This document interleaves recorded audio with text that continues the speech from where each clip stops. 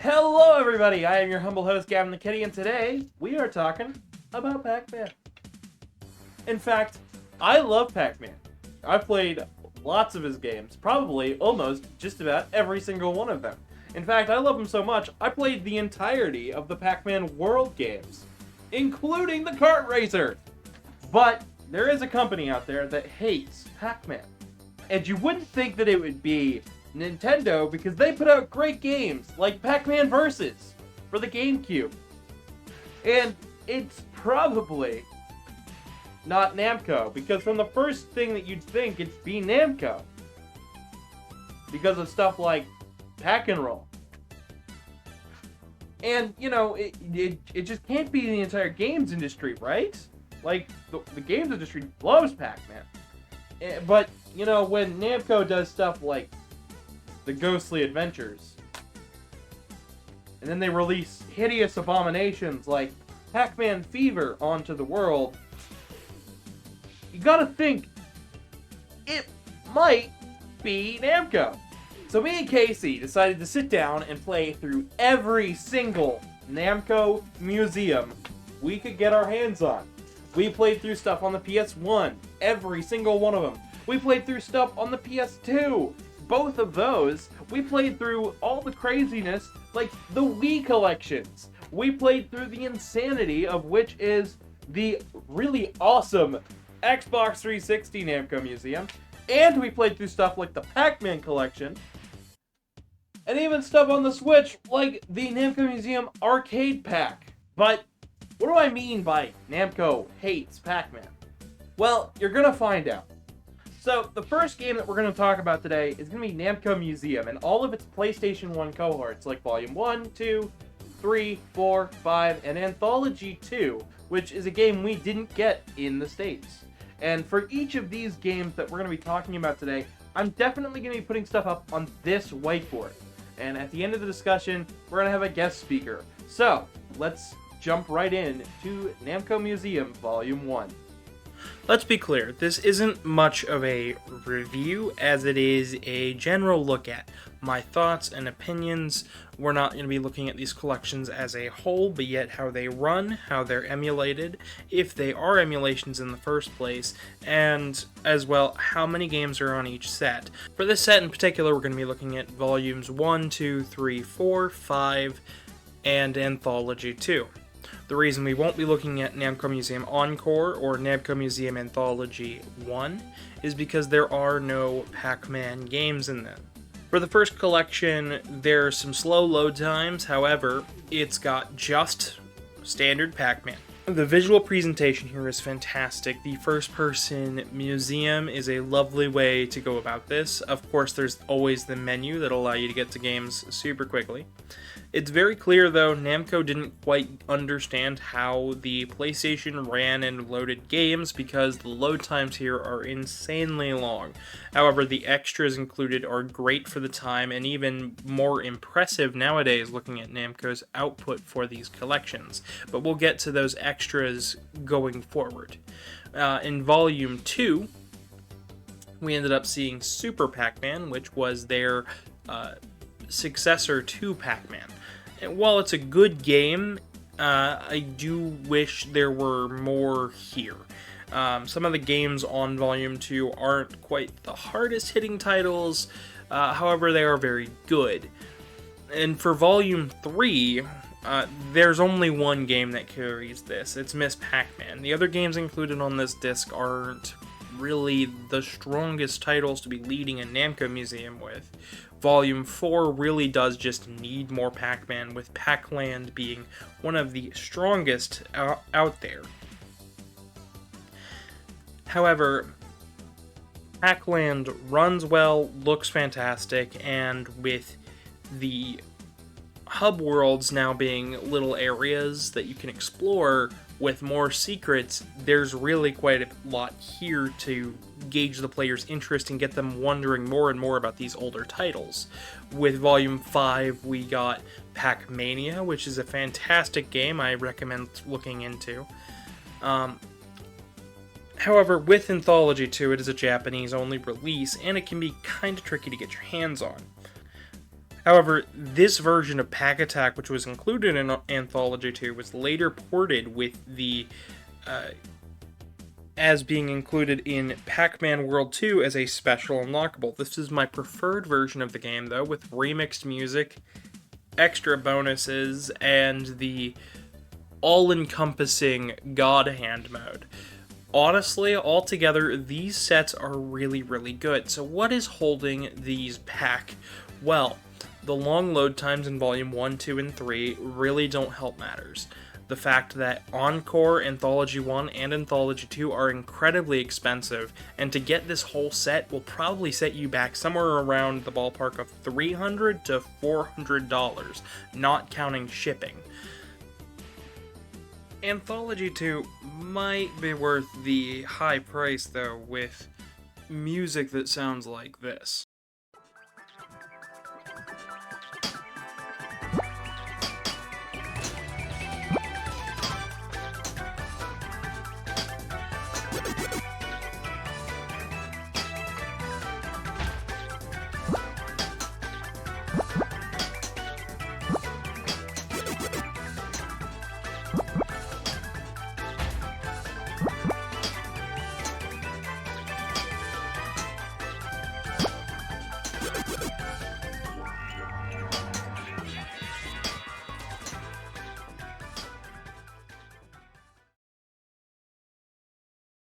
The fact that it's across multiple discs also makes it a little bit harder to get your hands on.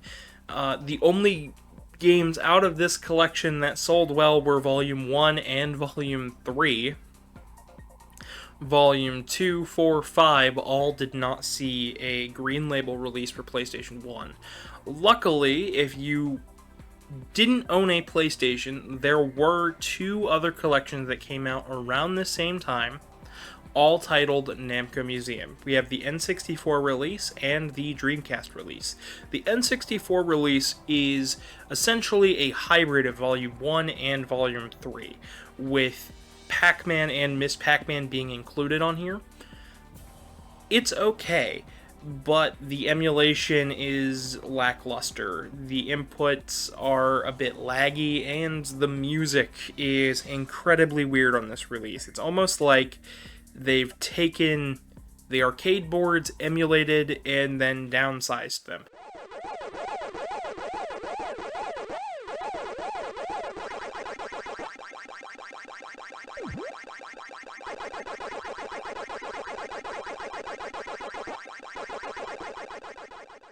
You don't get quite as many options here, there's really no extras, and while the N64 is way more powerful than the PlayStation, it just feels like it's really lacking. And in terms of visual fidelity, the N64 has an extra layer of bypass filtering over it, so it makes it harder to read what's going on screen. The text is incredibly blurry. Overall, I do not recommend the N64 version, but that's not because it's a bad collection, but because there's just not much here. The PlayStation ones are just that much better. Now, speaking of better, we come to the Dreamcast release, which is way better. It's essentially the N64 release done right. It's got sharper visuals, the exact same amount of games as the N64 game, including a brand new original called Packet, which was a VMU exclusive. If you had a Dreamcast, you may know what a VMU is. If not, let me explain. The VMU was a memory card that you could insert that had a little LCD screen, and you could download games to it. Of course, it would also hold your save files, but as long as there was a battery in there, you could run games. And Packet was one of those titles that was exclusive to the VMU, and you could shoot it back to the console for extra little unlockables. There really wasn't a lot, and it's an improvement on the N64 version, but with the amount of games still being fewer than any of the PlayStation releases, it does feel very hollow. This is the only time we're going to see Packet on this entire list. In fact, this game has all but been forgotten by Namco. So, while I would say this is a much better collection than the N64 version, if you cannot get a hold of the PlayStation games, it's worth it. However, I feel that you're probably better off emulating the PlayStation originals. Altogether, these three are a very strong set of collections for Namco, and I think this is a really good sign for the future, but we'll get to the shaky ground in a minute. For now, though, just know Namco is actually trying with these first sets. So, while we just finished up with the fantastic PlayStation 1 games, we're going to take a look at the Dreamcast and N64 port, because they were a port of the PlayStation 1 collection, from the outside to the marketing to the packaging. However, on the inside, not so much. They're not quite as good as what you'd want a Namco museum to be. However, we're grading these based on whether they're a Pac-Man collection.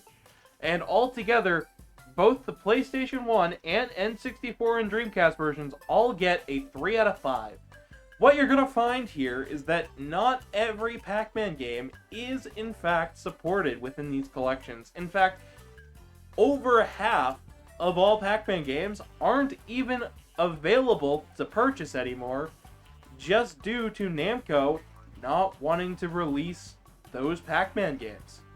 So our next two entries are Namco Museum for the PlayStation 2 and the Pac-Man collection for the Game Boy Advance. And what you're going to find is that this is in fact the only Game Boy Advanced Namco collection with Pac-Man.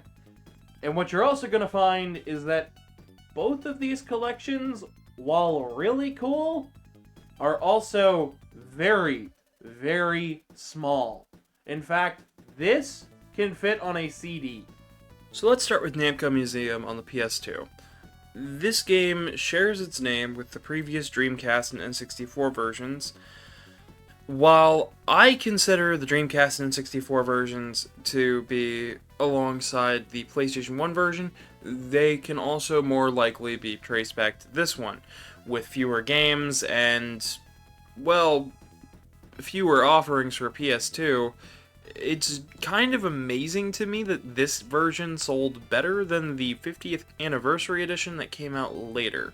The game itself is fine, the emulation is alright, although with the PlayStation 2 having composite and component video, you'd think that I'd be able to find component cables for PS2 pretty easily. However, I am using composite, and with that, the visuals are a bit blurry and underwhelming. Pac-Man arrangement runs well, Ms.Pac-Man runs pretty good, and so does Pac-Man. In fact, if anything, this is not a bad version of any of these three games. My biggest gripe here is the input lag. In fact, the input lag is the only frustrating part, and we're going to see it pop up time and time again. Now, I did run this from my actual copy on a PlayStation 2. I could have run the GameCube copy, although I decided to go with PlayStation 2 for this video. As for the Pac-Man collection on Game Boy Advance, it's not bad. The Game Boy Advance has a lot less storage, so you're going to see fewer games. We had an okay version of Pac-Mania, an okay version of Pac-Man, an okay version of Pac-Attack. And honestly, Pac-Man arrangement here isn't bad either, although the downsizing of the graphics causes either the screen to scroll, or in some of the game's cases, all of the graphics to be shrunken down to a point where they're kind of hard to read. Is this my go-to version nowadays? Absolutely not. But is it novelty for the time? Absolutely. Would I recommend the PlayStation 2 game? Only if you're stuck with a PlayStation 2. Would I recommend the Game Boy Advance game? Only if you really love Pac-Man. Honestly, neither of these games are that bad. In fact, I'd say they're perfectly serviceable. But if you're looking for something more, you're not going to get it here.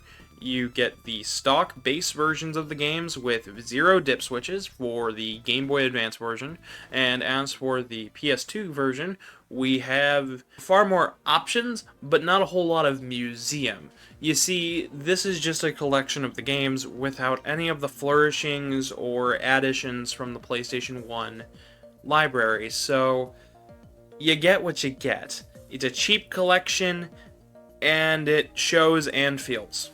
Now, so far, we've had a lot of good collections, but they just need more games. And that's going to be a running theme with all of these. But going into these next couple, you're going to find that not only do they need more games, but they also need to fix their input lag. Our next three that we're looking at is Namco Museum for the DS, which has a ton of problems, but did include the fantastic Pac-Man Versus. And also, we're going to be looking at the 50th collection for PS2 and GameCube, specifically the PS2 version. And you're going to find that it gave me a lot of problems just to get running. And we're also going to take a look at the Battle Collection on the PSP. Hopefully, we don't make Pac-Man cry. So let's start with the DS collection. This game is a headache and a half, a handful on a plate, a clamshell of disaster. What do I mean? If you're playing on the DS, you may know that it has an interesting aspect ratio for the two screens, something that doesn't quite fit everything in. The Game Boy Advance handled this by having a scrolling screen option and a shrunken down mode.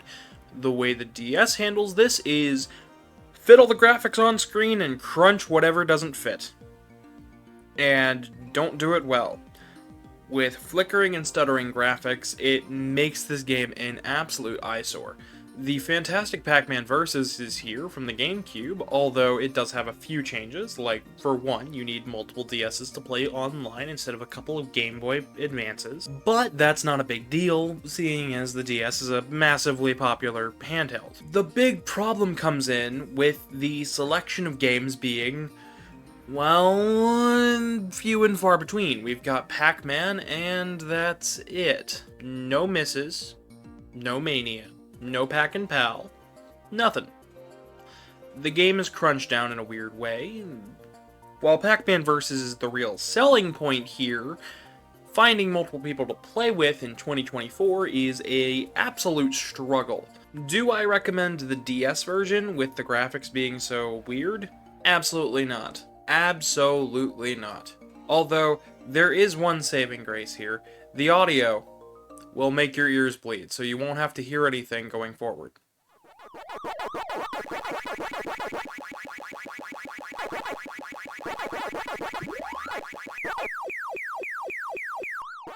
On to the Battle Collection for PSP. This collection is a pure highlight and delight. Note, I am probably a bit biased here. You've got a lovely selection of games from everything from Rolling Thunder to Pac-Man to Galaga to Dig Dug Arrangement and even Rally X and Rally X Arrangement.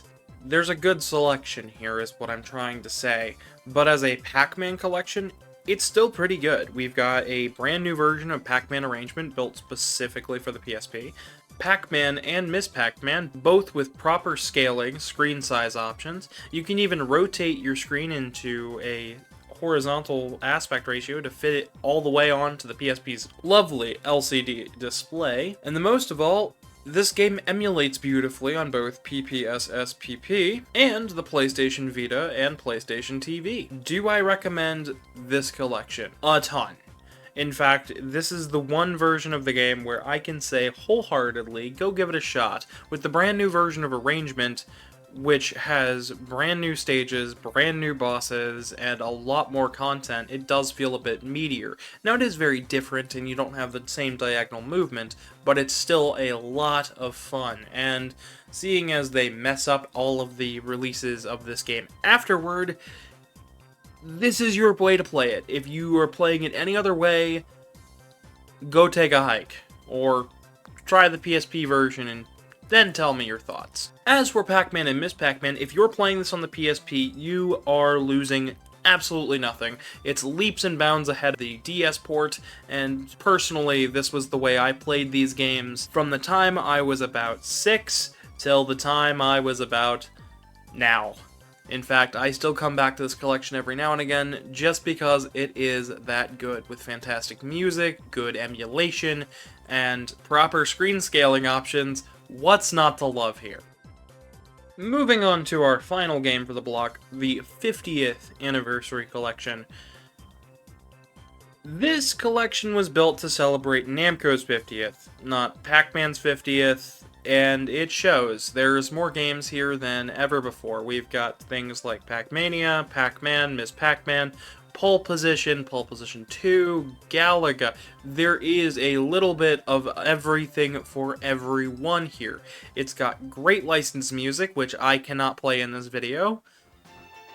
Thanks, Namco. But what is the hurdle? What is the major issue? Why don't I like this collection as much as I probably should? Well, the answer's simple and plain. Input latency is terrible here. It's a little bit worse than even beyond the Namco museum that we saw on the PlayStation 2, which hurts in many respects, because this is the collection that me and many others have a bit of fondness for.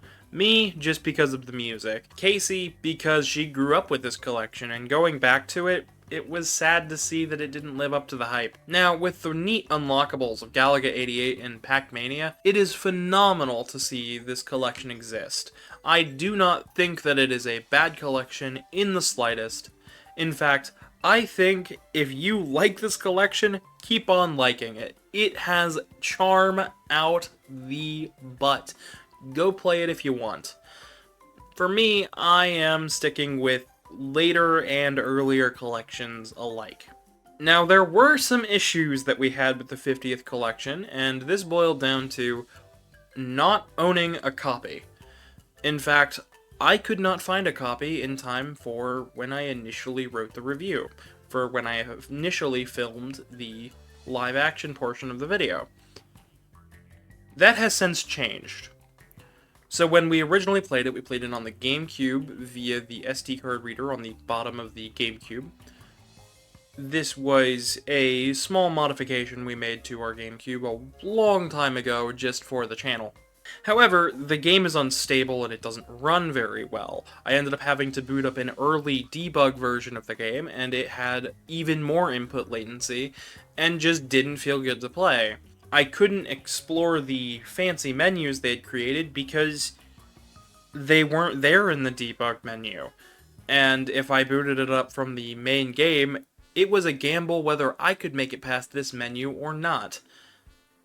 Then, earlier last year, we ended up getting a PlayStation 2 hard drive, and we filled that up with some games. The games on the drive are good and they run pretty well, although there were some flashes of green and purple. That just boils down to the game not reading from a CD and reading from a hard drive. But the menus looked great, the sound was on point, the input latency was better, but still not good. And that's where I'm conflicted. I feel like I'd like this collection more if I actually owned a physical copy. As for just using this to play Pac-Man, not a chance. I think there are better options in the previous PlayStation 1 games, as well as the phenomenal Battle Collection. But is this one full of charm and absolutely worth your time? 100%. If you're not giving this game at least a chance, you really should be. What is wrong with you? That was just sad. We ended with a DS collection, and it just wasn't good. But that's okay, because now we have the fantastic Wii title. In fact, it's so fantastic, they released it twice. But, not only did they release it twice, it also had way too much input lag. Of course, the other game that we're going to be looking at today is also the Virtual Arcade. Now this is a collection worth hunting down. Starting off with Namco Museum Mega Mix, which was the version we were going to look at for this channel. We have Galaxian, Dig Dug, Mappy, Pac and Pal, Q2Q, Super Pac-Man, Gapless, Xevious, and Pac-Mania. Slim pickings, but not bad in terms of a base set for remix. There are a couple of other games, however, for recording purposes, my hard drive broke on my Wii, so we had to rely on good old Reliable. So, for all extents and purposes, remix will do just fine. With Super Pac-Man, Pac-Mania, and Pac and Pal, we've got some very interesting Pac-Man games. I won't say the best Pac-Man games, but very interesting indeed.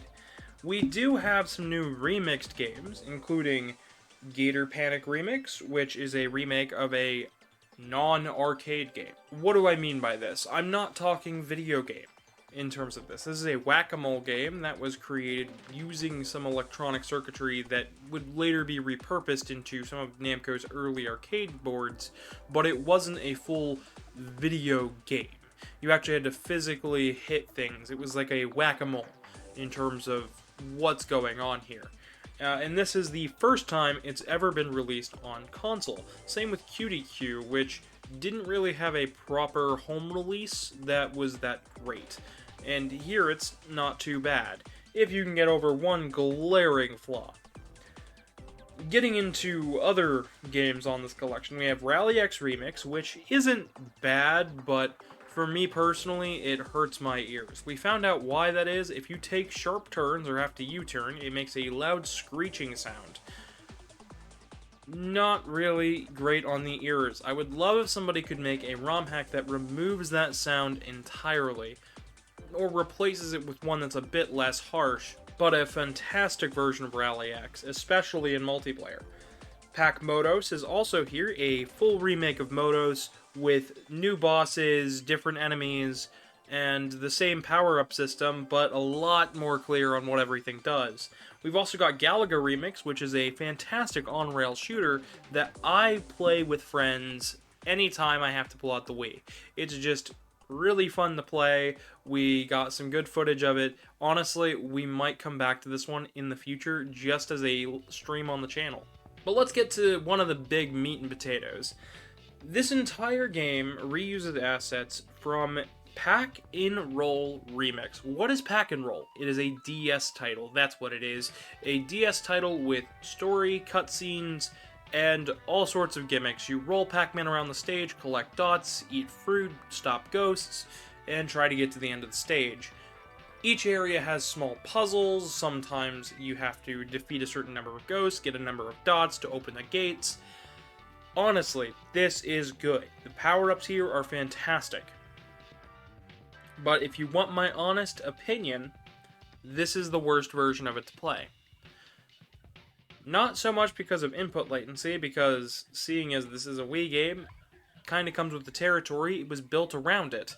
But because they removed the story, they removed the cutscenes and everything attached to it. So you're just getting the standard levels of Pack-N-Roll. So if you're not playing the DS version, this is the version that has been most ported. So, what have we learned? Pack-N-Roll Remix looks good, plays alright, but you're missing the point. I play Pac-Man for the story, damn it. Jokes aside, the story here is rather simple, but it is needed for the context of the new Ghost, and without it, it does feel like a strange inclusion of a new character that doesn't quite fit the art style of the previous Ghosts that were included here. That being said, it is still a fine version of Pack-N-Roll, and I can recommend it to play, but if you're here for the meat and potatoes of why everything is the way it is, and if you're like me and really must know why everything is the way it is, this isn't the version to play. Going back to those arcade games, they're okay. Specifically, Pac-Man, Super Pac-Man, Pac-N-Pal, Pac-Mania. That's all the games on Megamix. Although, we're not entirely sure whether this is the way it should be. In fact, I feel these versions of the game are not bad, but underwhelming. There's very few screen size options, if any, and the input latency is rather poor. In fact, so poor, I dare to say it is worse than the PS2 at times. Would I say pick this collection up? Only if you want to play Galaga, Pack-N-Roll, Gator Panic, or Rally X. Meanwhile, Pac Motos and Pack-N-Roll Remix have both been re-released on a later collection, although, once again, Pack-N-Roll is neither here nor there. Pac Motos, while good, is still Motos. A very simple, push them off the stage style game. Do I think Megamix or Remix deserve a re-release? Maybe. At least the games that were original on this deserve to. Megamix also included Garbados Remix? I'm not sure I'm saying that right. Yeah, you're not. Grobda. Grobda? Tanks with lasers. And it's not bad, but it's interesting. As for the footage, seeing as the hard drive broke, I'm only able to look at remakes here. I had a full written review for Megamix, although I felt I was going a bit too harsh on this collection, so here I am, redoing this for you guys, to give you guys the best and most accurate information I can, without being as negative as possible, because this is the point where I feel the collections start to drop off. So let's get to our next title, shall we? Jumping hands first, feet second on Namco Museum Virtual Arcade, we have an interesting time here. You see, Namco Museum is one game. The Virtual Arcade is another. They're both packaged here as if they were one title. What do I mean? The Xbox 360 handles games in an interesting way. You can boot games off of the disc, or it can be compartmentalized, so that way then each game on the disc is its own application, which is the case here for the Virtual Arcade.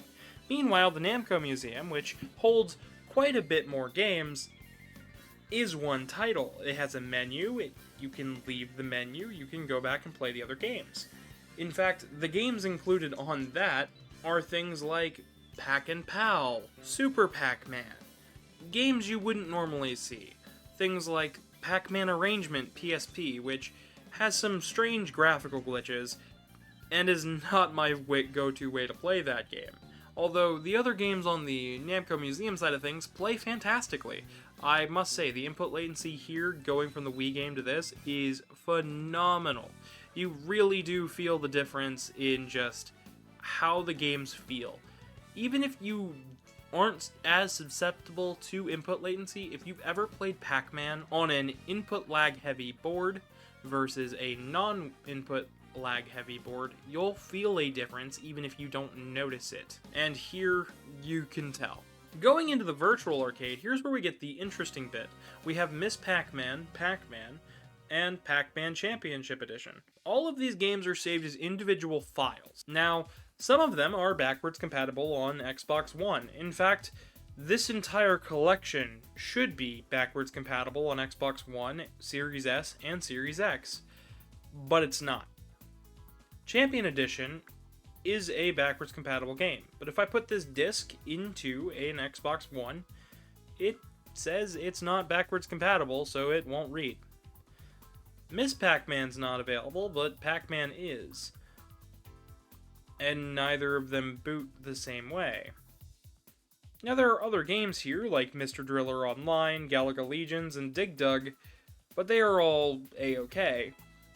When booting up these games, they boot up their own applications, and when you choose to try to go back to the menu, instead of taking you back to a menu where you can select the other games, it takes you back to the Xbox home menu, making this game very, very difficult to play.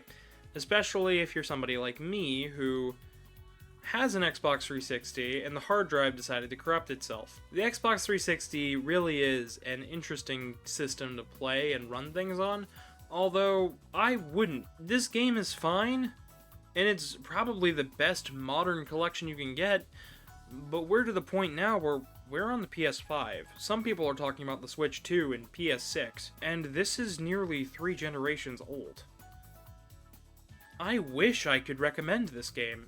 There is a lot here that I really, really enjoy. But, with the way progress has moved, I must say, as a Pac-Man collection goes, this is great. As a Namco Museum, it's alright. But as an Xbox 360 title goes, it's hard to come back to this one. And even though I want to rate this game a 4 out of 5, I might have to bring it down a notch just because of the strange menu system. That being said though, the Namco Museum Virtual Arcade is worth your time if you really have to play every single Namco Museum, or if you just want to play Champion Edition again. Which, as you're gonna find, they do a lot. Namco really wants you to play Champion Edition, but not Championship Edition Plus. But I'll get to that. Now here's where we get something fantastic and something terrible. The Pac-Man Museum, which is the bane of my existence. when it comes to options and the way these games run. But we also got one of the best Namco museums that might also be one of the worst Pac-Man collections, but it's still totally worth picking up. So I'm going to try to make this brief. The Pac-Man Museum came out on Xbox 360 and PlayStation 3. It's not very good. They decided to put the games in Unreal Engine and emulate them using the game engine itself. This has problems. It's been done before, it's been proven before. It increases input latency, it causes more problems for the game to run, it ends up showing more bugs, especially with games this old. In fact, games written in assembly and BASIC have a very hard time running even native ports in the Unity engine. You have to do a lot of optimizing, tweaking, and it's far more fiddly than it's really worth. You're better off just emulating the games and optimizing from there. But that's not what they did. In fact, I don't know why they didn't. We have Pac Attack, which is the Super Nintendo version and not the fantastic PlayStation version we saw on both World 2 and on the PlayStation 1. Realistically, this collection is a failure. It's trying to both celebrate Pac-Man for being unique and new and interesting and, one of those gaming hallmarks that deserves to be celebrated by calling itself a Pac-Man museum, but also by disappointing fans of the older designs of Pac-Man by not acknowledging them and using the Disney design that was created for Pac-Man and the Ghostly Adventures, which in its own part is interesting, if not geared towards younger children. But the games on display here don't run well. They are not a good representation of Pac-Man. You have zero options in terms of screen scaling and size. The borders aren't able to be removed. The 3D hub world isn't very interesting, just reusing models and areas from Pac-Man and the Ghostly Adventures, the video game. And most of all, you had to pay extra for Ms.Pac-Man. Why not just pay the money, Namco, and include it? This seems really, really silly. Games hadn't yet owned Ms.Pac-Man. They could have just paid the rights and called it a day. If they really wanted to make this a Pac-Man collection, they could have kept all these games, emulated them very well, continued to have them around, included Ms.Pac-Man, and maybe tried to snag those other midway titles while they were at it, possibly seeing about buying the rights. That's what a smart company would do.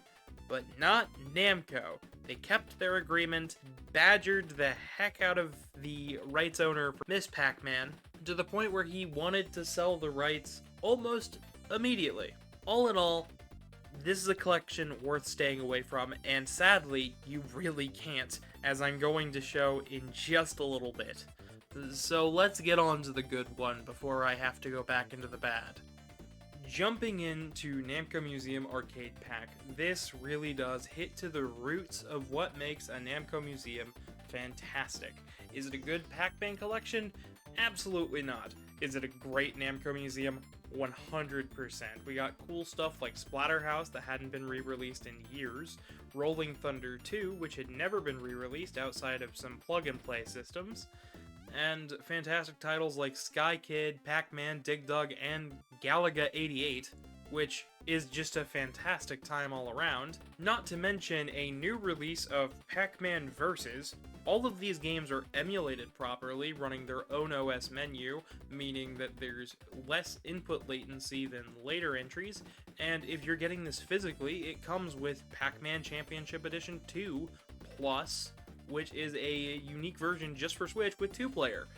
Honestly, this is the version to get of this collection, and it's really the only way to play this. The only big gripes is that Championship Edition 2 Plus has some input lag here that wasn't found on the PlayStation 4 version, but I am willing to take it. This is a good Namco Museum, a good Pac-Man collection, lots of options for your games in terms of screen scaling and gameplay-wise, added challenges. This is the collection to get if you are living in 2024. Unless they top this one with a future Namco museum, this is the way to play a lot of these titles. And it's really frustrating that it's just not that good of a Pac-Man collection. But with Pac-Man Versus and Pac-Man, it is still a fantastic time. And with Championship Edition 2 Plus, it makes it a great multiplayer game. Pick this one up if you got a chance. Let's finish this up, shall we? How could they mess this up this badly? Well, it's alright. We have just a couple more collections left. Oh, who am I kidding? Namco hates Pac-Man. In fact, they hate Pac-Man so much that they released the Pac-Man Collection Plus and the Pac-Man World Repack, which had so many issues at launch, I'm surprised it got good reviews. So let's start with the Pac-Man Museum Plus. This is a re-release of the PlayStation 3 and Xbox 360's Pac-Man Museum with a new coat of paint, and it's not any better than it was previously. Well, a little better. The menu is nicer, the graphics here for at least the models look better, but we've got odd inclusions like Pac-Mom. The arcade is a little bit of a hassle to move around. I'd kind of like for it just to be a normal menu, but it's still nice to have this. And the games included are not great. We still have Pack Attack being the SNES version. We've got Pack in Time, no Ms.Pac-Man, and some of the new features like the jukebox are notably missing some music.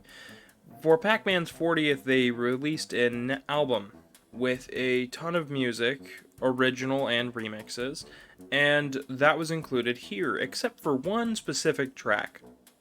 Their new cover of Pac-Man Fever, which, by the way, has never appeared in a official collection by Namco. It's just never been put in an actual game alongside Pac-Man. Even the game Pac-Man Fever does not have Pac-Man Fever in it. This collection's okay, but the input lag is terrible. It's worse on Xbox platforms than it is on PlayStation, but it's still not good on PlayStation, and the Switch version has its own slew of issues. The PC version's the way to go here, but I don't know if I really want to recommend this collection when it's almost 40 to 50 bucks, and I don't think that's worth it. Maybe pick this one up on sale if it's 20 bucks, maybe 10, but not 40. And the DLC here is absolutely pointless. There's no reason to get it. Moving on to Pac-Man World Repack, we've got a far more expansive game here, and the only reason I'm including this is because not only is there the original Pac-Man World, but also the original Pac-Man is here as well. And the fact that it's a remake allows for me to talk about it, plus it's got all the same models for the ghosts and the characters as the Pac-Man Museum Plus, so kind of points out that Pac-Man Museum Plus was a little bit of a cheaper collection for them to create. Mind you, Pac-Man World Repack, while it's good, it launched with some very glaring issues. The music was more compressed than the Game Boy Advance's soundtrack. Just for comparison here, I'm going to play the original remixes that were created for this game, the way they launched, and then the Game Boy Advance version, just for comparison's sake.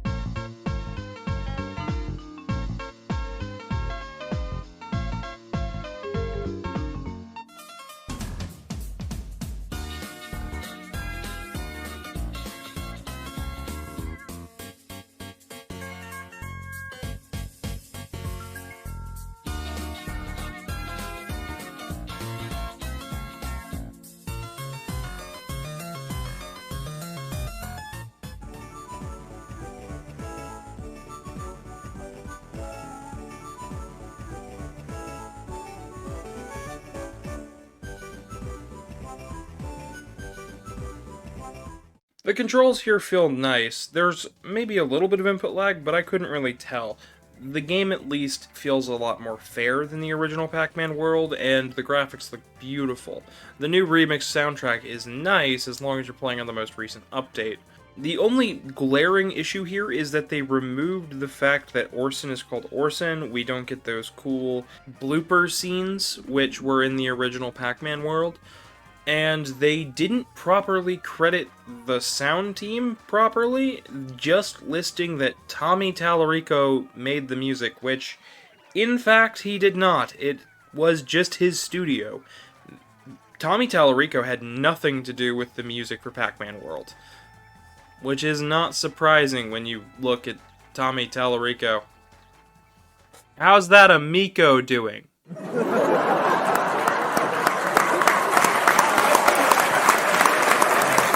But yeah, Pac-Man World Repack is good, but it's not $60 to $50 good. It's maybe $20, possibly $30 good.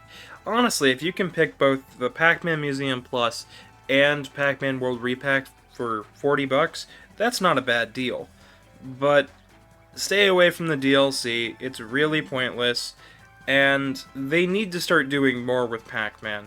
If this is the state we're leaving the character in for a while, I guess that's fine, but there really should have been more, especially for a 40th anniversary game here. Let's cut it over to our special guest, who's going to talk to us about Namco's mistreatment of Pac-Man, and perhaps give us some insight on what they could do better to better prepare Pac-Man for the future. Hi, my name is Tay. I'm sort of a Pac-Man fanatic from time to time. And I want to say, Gavin, thank you very much for inviting me here today. Oh, not a problem. I'm just glad to have you.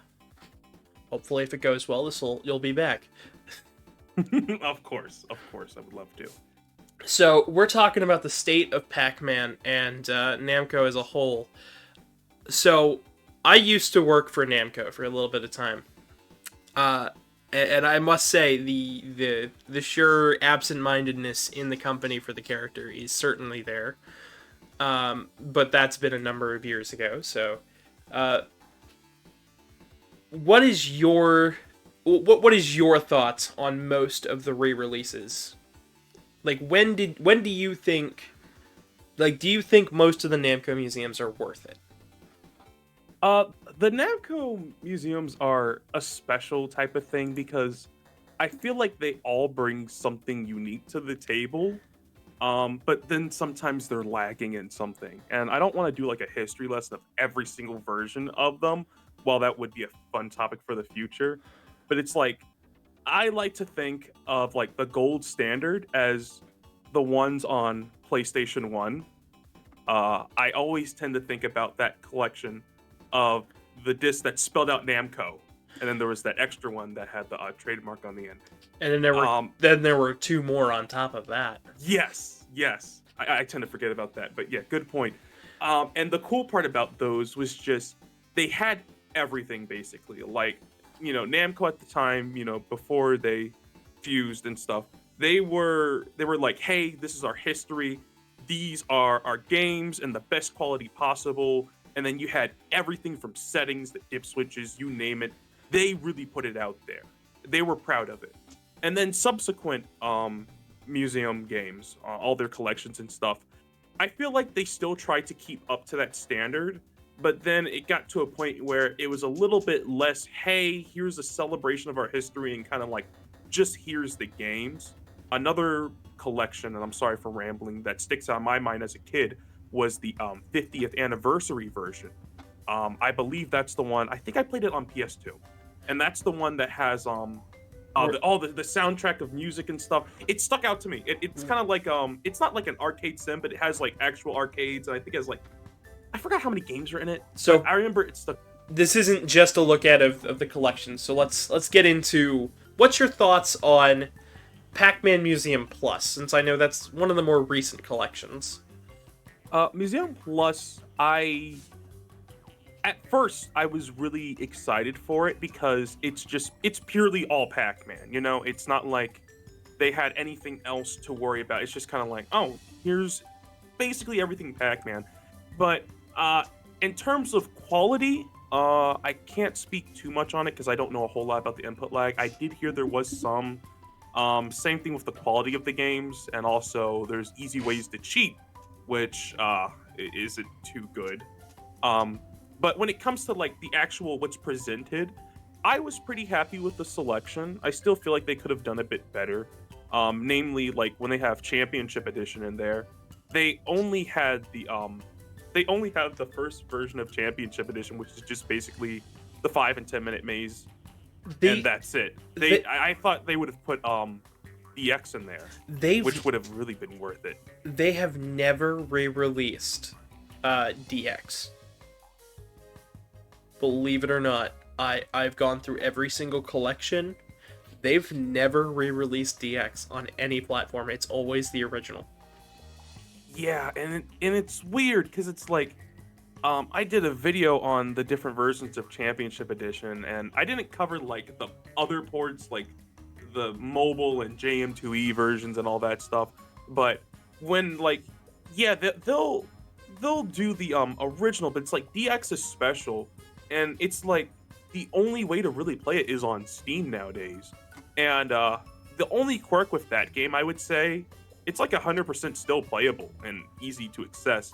But it's like, it's not on modern consoles. And yeah, it's on Steam, but it has that broken Facebook integration on it still.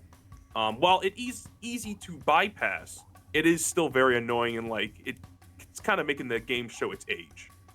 It's like the care just isn't there anymore with some of these re-releases. The sheer amount of, we've got the bedrock of these games, they're bare bones, let's release them, and then they just do something to break it. Like, remove the Facebook integration with DX and re-release that instead of standard Champion Edition. Or maybe get the input lag proper, or maybe re-release any of the number of other Pac-Man games that have never been re-released, which I have a whole list sitting in front of me. Yeah, there's a lot. I mean, I was happy to see Arrangement back. I mean, that was pretty cool. Get that back out in the public. And I'm not talking about the arcade version. The arcade version. I gotta clarify that one is the best one. But yeah, there's just so much, and I don't want to get into Ms.Pac-Man because that's a whole different thing. So people are like, why is it Ms.Pac-Man? But it's like, I'm just gonna take it as it is. It's a Pac-Man collection. I'll excuse Ms. not being there because of the whole, legality and all of that junk. But yeah, when it comes to that, there was quite a few stuff kind of missing that I was like, I feel like you could have put a bit more in here. Not to mention how, I guess their gimmick with this collection is because you can sell the same games, but so many times. It's like I own like 4 or 5 different copies of Sonic 1 because they re-release it everywhere and it's in so many collections and stuff. Yeah. Same thing with Pac-Man. It's like there's so many freaking collections they put out there. It's like there needs to be a gimmick or something special that makes it worth buying again. Because I'm a sucker and I'm gonna buy another Namco museum. They're gonna release them to the end of time. But in the case of the current one, when it comes to that sort of thing, I just felt like they made a big deal about celebrating Pac-Man, but it's like they played it too safe in my opinion. Pac in Time was a nice addition, but other than that, it's like, they could have really gone all out and had the the DOS version of Pac in Time. They could have added everything, all the different versions of it. They could have really gone out. So one of the things to note about the Pac-Man Museum Plus is that it was super low effort for the dev team to make this. It's actually a re-release of a already released collection from the PlayStation 3 called the Pac-Man Museum. And I don't know if you've played the Pac-Man Museum, but there is a ton of input lag. There are borders around the screen that you can't remove. There's no screen size options.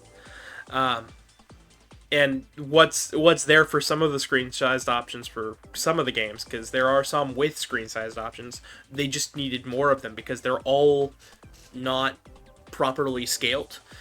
And worst of all, Ms.Pac-Man was DLC on this collection, which they completely chucked away for the Museum Plus version. Huh.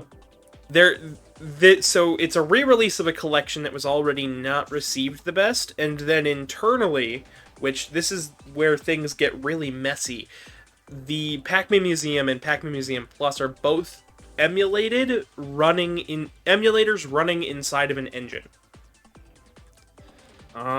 So it heightens any input lag that's already there from an optimization. It can make the games run and sound weird just because it's essentially Unity trying to run a main board. Mm-hmm. Which I think is a shame, because I love Pac-Man. Like, I've played every single Pac-Man game. Like, ever. Just because I wanted to. And I feel like it really shows a lack of care that they weren't willing to just be like, okay, let's do this properly, let's hire M2 to do it, let's hire Digital Eclipse to do it, and instead they're just like, we'll do it in-house, and it'll be cheap, and it'll be dirty, and we'll throw in a bunch of the models from Pac-Man World Repack because, whatever. Yeah, I mean, because they definitely have the money and the resources to do so. It's like with any company re-releasing a game nowadays. It's like, really, guys? It's like, you proved over a decade ago, like, you could make native ports and they run amazing. But now it's just, I don't want to be that guy that always complains about, Unity, this and that. Oh, but no. It's very clear that it's just, when you kind of throw stuff together in there, it doesn't have the same quality and care. And then it becomes one of those, dare I say, collections for casuals instead of people that actually like the game. But in reality, the game should just be, running good from the get-go. Good. I mean, dare I say, Pac-Man's a perfect game. It's what you see is what you get. It shouldn't have input lag. It's literally just turning a guy down some mazes. It's like, it's it's as simple as it gets. Like, how do you mess it up? How do you add more lag to a game like this? And when you brought up how, what the collection we have currently is a remake of an older one, this reminds me of how Namco Museum Megamix was, it started as Namco Museum Remix on the Wii. But then later came out Megamix, which doubled everything. And it's funny because it's like, Remix, the first one that came out, is like a total sham. It's like there's barely anything in there. And then I think like Namco later on, they were like, maybe we should release something that actually has some meat to it. And then they made people basically like rebuy the same game but with like extra content. And and another thing about like these collections now, this is, I don't know if you have this on your list, but do you have the Museum Archives Volume 1 and 2 on your list by any chance? It's basically the NES versions of the games. I did not look at those for this collection, although I do have them, and it might it could be a good discussion topic for here, especially since it's kind of the leftover bits. Okay, because I feel like the NES ports of those games are just as important as the arcade ones, because they have a significant, I would say they have a unique feel to them that make them just as fun to play as the originals, if anything. They're an important part of history, especially when it came to Namco porting things to the Famicom, because it's what started to stretch Nintendo and Namco's relationships that later snapped during the PlayStation era. Yeah, exactly. My quick thoughts about like Volume 1 and 2. I talk about Volume 1 all the time because it contains Championship Edition, the Famicom version. Everyone that knows me knows I will not shut up about CENES because of how much I just love that game. It is peak. It is beautiful. It is wonderful. I have looked at the code for that. It is beautifully programmed. I still don't know how they did it. Oh man, the whole story about the guy that made it and then what happened with it. But do you already know about the story of how like it was even added to it? I do not actually, believe it or not. That is annoying, and this bit is gonna get cut. So Go ahead, that's fine. So if you guys want to hear the full story, go watch Tay's video. Link will be in the description. Sorry, it's like every time that. Oh no, that's. I just go on and off about it. It's just like people need to know about this. Oh, that's annoying. That is so annoying because damn, that's kind of frustrating.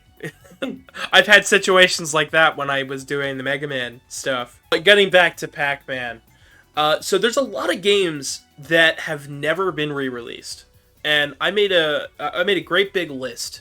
One I've come up with is that 65% of all Pac-Man games have never been re-released and can't even really be played accessibly nowadays.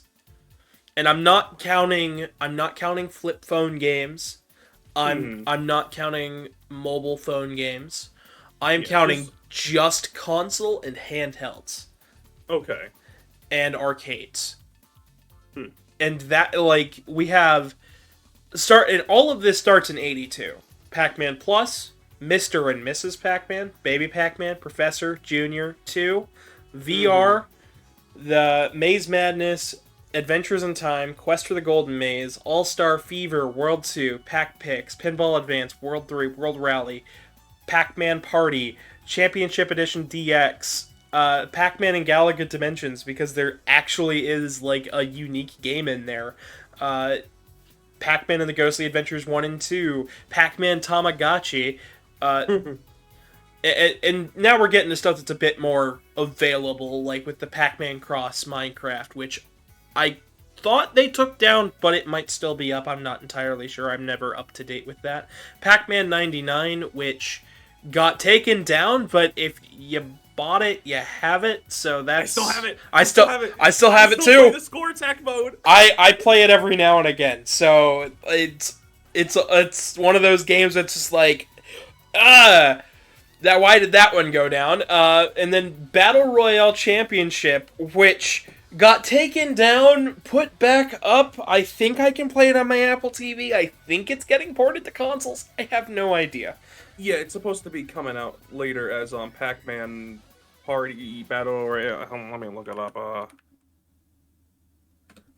But that's pretty much every game that's never been put into a collection or re-released at all, which is absurd.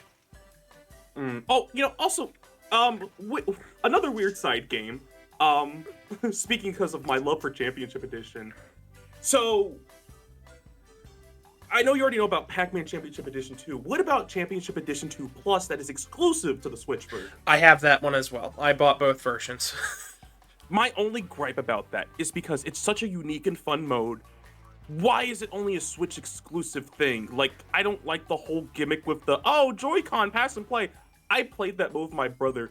I'm not gonna lie. I'm not a techie guy when it comes to, like, noticing input lag and stuff and yada yada. But when a Pac-Man game doesn't feel right to me, I know something is off.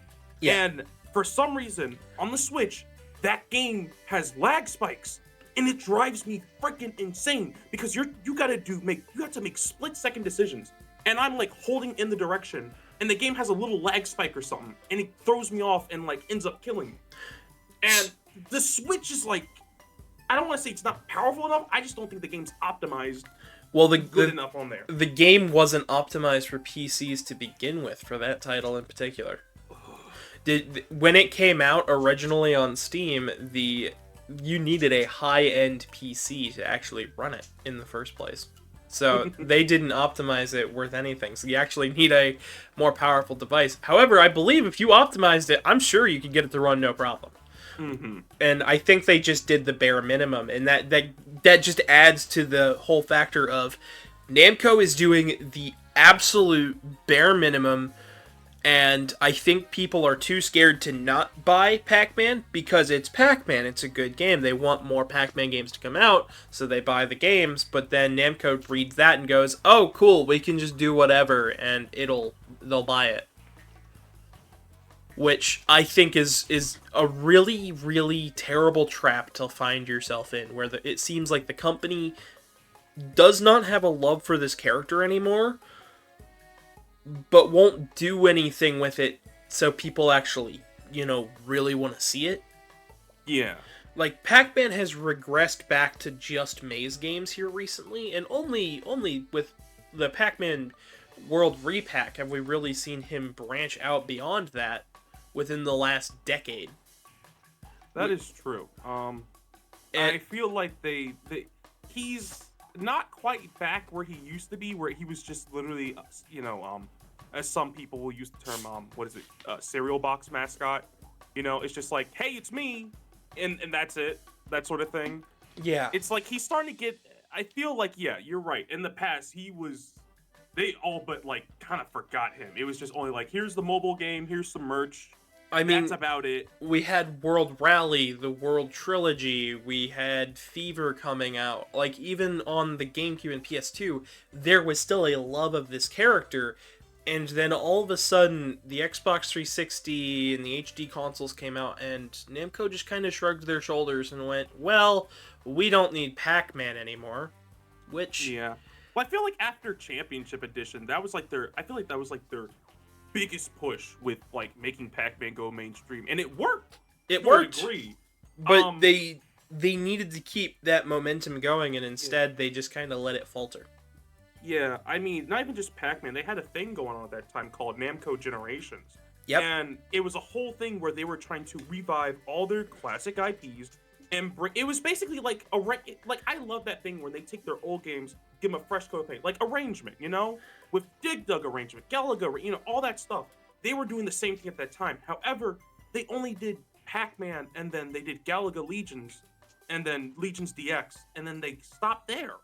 And I was like, and it's just so sad to me because I'm thinking, what do they have planned? They even keep things going. They even brought people on from the Newgrounds community to animate things for their promotion of that. We got the Bravo Man cartoon. Yes! Oh my god! Which they later took down, and somebody else had to re-upload them. The original. Yeah, thank goodness. I don't know why they. It's absurd, the lack of care for their older IPs. It feels like Namco really is just going all in on the mobile game and Tekken side of things, and I really don't want to see Namco fall down the same rabbit hole as Konami has been, where now they're struggling to dig themselves out. And I think Pac-Man's a great place to start, but they need to keep the momentum going, and I think World Repack, while good, I don't think it should have launched in the state that it was in. Yeah, there was quite a few issues some people had with it. I'll be honest, I wasn't too informed on all of them. I do know, I think DLC was... No, I do remember one of the biggest complaints from the get-go was, I believe, the audio quality. Yes. The music was just like... There was something wrong with it. It was more compressed than the Game Boy Advance version. I did audio comparisons with Casey, who does a ton of audio work and whatnot, and we looked at the Game Boy Advance versions of the songs, the remixed versions of the songs, and then the original PlayStation versions. They were actually more compressed than the Game Boy versions. They were new versions, but then they compressed them down so badly. But there's no reason to compress the audio nowadays. I don't know what they were doing. What were they thinking? I don't know. I have absolutely no idea. It baffles the mind. And it makes me wonder, well, if they do World 2, what next are they going to mess up? Are they really going to spend the time and care, or are they just going to put it out there and just be like, here's World 2 running on the World 1 engine? Yeah, and it's weird because it's like, as polished and beautiful as that game looks, it's like, how is something like this I know they do playtesting. I know people, I never understand how people just can't catch this kind of thing. Like, it's not a little thing like, oh, like, one track in the game happened to have low quality. It's like... Every single one. Someone had to notice. Like, I'm surprised no one was like, hey, guys, something sounds off here. Should we fix that? It's just, no. It took the community to beg them to do it, and then they didn't do it for months. Yeah. Like I put out my whole opinion on the game before they fixed it. And by that point, by the time they fixed it, I went back and I said, "Oh, cool, they fixed it. I'm done with the game, though." Yeah. Which, Oh man. which is just a shame. I think honestly, the re-releases need more care. They need more time put in. They need to get the right people to do it. And if they really want to do World 2, if they really want to actually take Pac-Man seriously and try to bring this character back in the modern day, they need to start caring about this character. They need to start learning the history and not being as angry or petty with the Ms.Pac-Man situation. They need to stop. They need to relax. They need to relax, because it seems like they're really like gatewalling, like with the whole Pac Mom situation, with the re-releases just being absolutely input lag heavy. Even just ports have problems. There's just so much that they need to fix here. There is, and it's like I try to look at the positive with a lot of things. Like, I'm thankful they even went through the process of, like, I'm making glad a little 3D environment with this stuff, and it was cool that they had, because this was before Repack came out, so they were let me double check. Museum Plus did come out before Repack, right? Yes, it did. Yeah, I thought so. Yeah, because when I made a reaction video to Plus coming out, I remember saying, holy crap, like, there's no way they would have gone through all this stuff, to have these updated models just to put it in for this little silly overworld. I was like, this has to be, they're gonna be remaking World 1. And I remember, sure enough, a couple days later, people had dug through the files of the game, and they found animations of Pac-Man, like, throwing the Pac Dot and doing the Rev Roll and stuff. And we're like, holy crap, like, it's there. So I feel like, at least the devs that were working on it, they put a lot of love into that part, but I feel like, I don't know if there was time crunch or just overlooking, there was not a lot of love put into the quality of everything else, though. So it's just basically, it looks pretty, it looks cool, but underneath it's like, it's kind of half-baked. It's gilded. It's not, it shouldn't be gilded, but it's gilded. It looks nice, it looks nice to play, but then it sounds a little weird, and then when you start to really nitpick at it, you start realizing that maybe this isn't all it's chalked up to be, and eventually it just falls apart. And I think that's the part that I think Namco is not understanding, is that they shouldn't just be rushing out these games. They should actually give them time and the care they deserve, which it's a pitfall. And to jump back to another series, Sonic had this problem for quite some time, that certain devs who would get a hold of the license would make a game, they'd put it out, Sonic Team would slap their label on it, and it looked nice, it sounded nice, but then once you start to really dig in, there's problems. And you'll see that in stuff like Secret Rings. You'll see that in stuff like the Sonic Colors for DS, specifically. It looks nice, it plays nice, but then you get to the cutscenes and the presentation of it all, and it just feels cheap. Yeah, I don't want to accidentally turn this into a Sonic discussion, but like, one thing I learned over the years is I try not to blame the developers too much and start looking more at the company, because it's like, in Sega, I don't know if this is the same thing with Namco, but same thing with Sega. It's like, a lot of people used to get mad at Sonic Team or these third parties that would work on a Sonic game. Yeah. And then it's revealed later that no, it was actually Sega that screwed them over. So there's more to, there's always more to the story than just like, oh, this game's bad and everything sucks behind all the people that made it.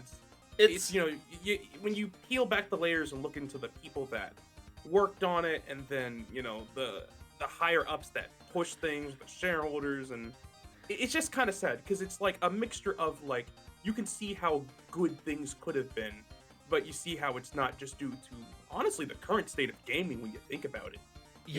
Everything's just push, go, go, go.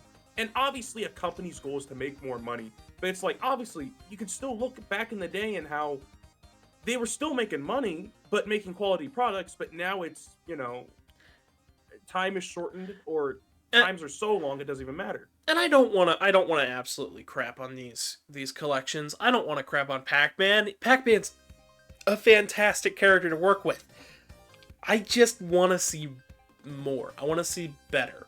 And I think that's something that we should demand as fans. Yes, buy the games, but then we should be demanding that Namco do better. They do more, because they're not, I don't think they're incentivized to actually push more when the fans don't speak up about it. Because a lot of fans will just be happy with what they get, and that's that. Yeah, I don't want to be I don't want to be a slop enjoyer and just be like, thank you, Namco. Thank you so much for saving me. This from of Pac-Man. I love it. I feel like we need to start getting Pac-Man out of this, because once a certain game or franchise starts to fall into a certain trend, that's what the general public's going to expect. And if they do anything else other than that, people are going to reject it.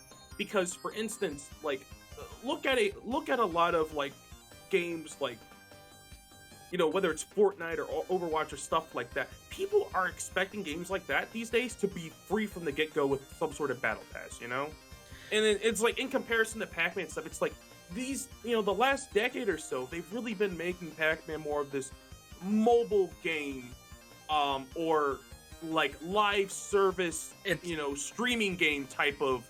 It's almost like they're trying to push Pac-Man more towards the older generation who's on their phone a lot more, and less to the younger generation who, well, yeah, they're on their phone, but they're not on their phone for playing games. They're on their phone for TikTok. That is true, and I just feel like if they do try to bring Pac-Man back to like consoles and be like, this is where Pac-Man belongs, this is where his hardcore games are going, where we're pouring all the money in, people, it may not sell as well, because people are like, well, you put Pac-Man on here for free, you put this on here, why should I, unless it's a 3D game or something, why should I pay for another maze game or something? Yeah. And then that scares me, because it's like, maybe they do have a good consistent idea, but then they fall into like the Nintendo thing where it's like, well, it's got to have a gimmick. It's got to have a gimmick, and then that could be detrimental. It's like, maybe we do get a new Pac-Man game. But maybe they're like, oh, well, we can't do it unless we have some sort of gimmick that might be detrimental to the game.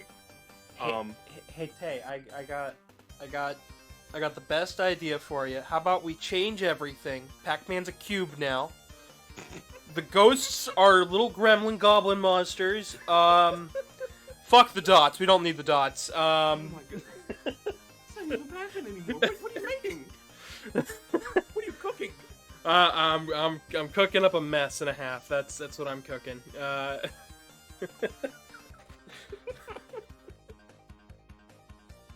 Oh my goodness. And this is I don't know if Namco would have all the rights to this, but as a funny thing, I would love like a let me just jump to this. Like the Atari history thing, where it just basically has like almost like all the Atari games that goes through like the entire history. Digital Eclipse did that actually. Yeah, I would like that for something like Pac-Man, and like it would be cool if they had like all the ports of Pac-Man 2.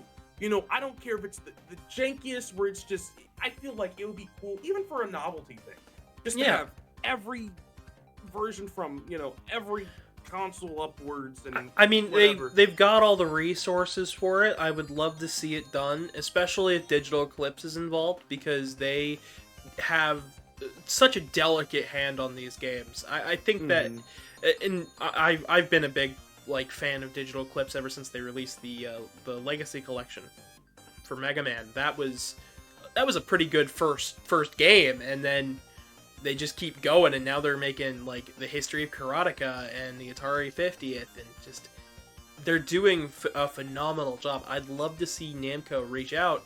The only problem is that Digital Eclipse is a U.S. company, and Namco is very hesitant to work with U.S. companies. And I think that's the more you dig at it, the more you just go, wow, that'd be great. Shit. Yeah. But I'm sorry to end it on kind of a low note. But I think that, I mean, what I will say though is that I think to end it off on a positive note, at least on my side, I do think that Pac-Man's future is bit brighter. They have been doing a lot better with promoting him, whether it's with artwork, whether it's with all sorts of stuff, on social media. And while I would like to see him on more console games, the fact that he's being brought up more in the general public, and they seem to be doing a slight better job than only going in the way of, hey, 80s, remember me? 80s, neon lights, yada yada. It seems like they're doing a good job of bringing him back. So I hope that they continue to push, and that, maybe they'll go with World 2, World 3, keep the voice acting, and maybe, hey, a brand new World 4, kind of like what they did with Crash. I feel like we're in the age of a new renaissance of these classic 3D platformers coming back, and it makes me hopeful. Only time will tell, but I'm gonna be hopeful and excited. I'm still gonna be skeptical, but I'm still, I'm gonna sit back and enjoy, and as long as they don't have any more lag problems, I think I'll be pretty good with it.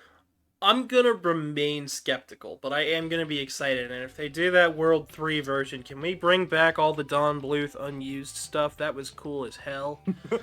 Oh, yeah. Thanks so much for helping me record the video, Pro. Got anything to say for the viewers at home? Yeah, I want to say thanks for inviting me for... Oh my god. How the heck did I get in here? Oh my god. Yeah. Well, that's all we have time for today, so I hope everybody has a lovely rest of their day. Good night, everybody.